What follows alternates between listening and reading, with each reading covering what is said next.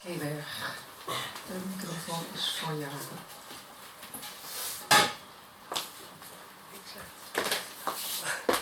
Wat een beetje aan het inslaat. Nou ja, sport. Nee, inderdaad. Nou, goedemiddag allemaal.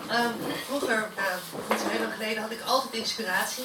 En duwde ik altijd iedereen opzij om te gaan schrijven.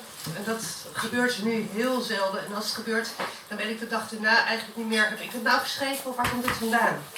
En daar is het eerste gedicht een voorbeeld van. Toekomstbestendig verleden. Avond en avond hetzelfde ritueel, als een smet die er niet uitgaat in de was. Het is niet dat ik me aan jou verveel, maar de uren zijn door op dit groene gras. Kon ik maar even verzadigd zijn, dat zou de sleur doen verdwijnen. In de morgen is alles even nieuw, maar als de wekker gaat begint de sfeer van verspeelbaarheid en liefde.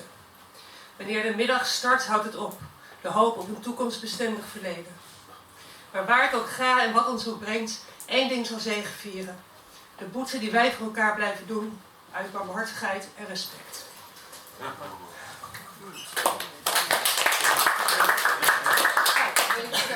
Ja, ik heb een beetje een kick. Ja, ik doe mijn best, mijn stem raakt het een beetje. Dus. Maar ik zal proberen iets rustiger te lezen.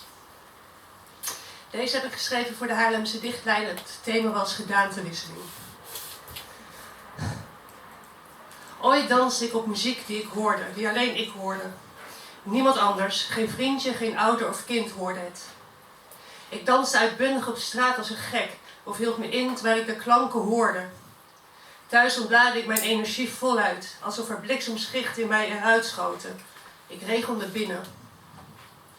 Tot dokters en farmaceuten samenwerkten. Ik was niet goed, zeiden ze, van boven. Ik kreeg pillen en spuiten, gesprek op gesprek. En zo doofde de muziek.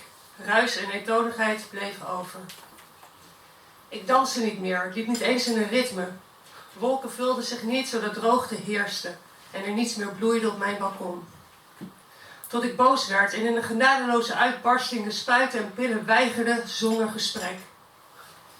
De muziek hoor ik nu van ver, als een fanfare om de hoek. Ik beweeg nog onwennig en langzaam, onzeker. Ik weet niet hoe lang dit duurt, maar ooit sta ik weer op en luister naar mijn ritme en melodie. Mijn voeten zullen mij bedragen en ik dans alle kleuren van de regenboog. Bravo!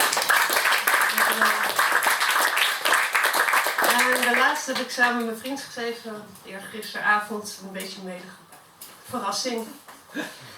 Ik voelde overvloed aan leegte, in de inspiratieloze vijver waar mijn ideeën in verdrinken. Ik reclameer mijn bombastische niks, als ware het een baanbrekende uitvinding voor een dorstig en behoeftig volk. Ik ben net zo verrast als u wanneer blijkt dat deze uitzichtloosheid toch tot gedicht heeft geleid.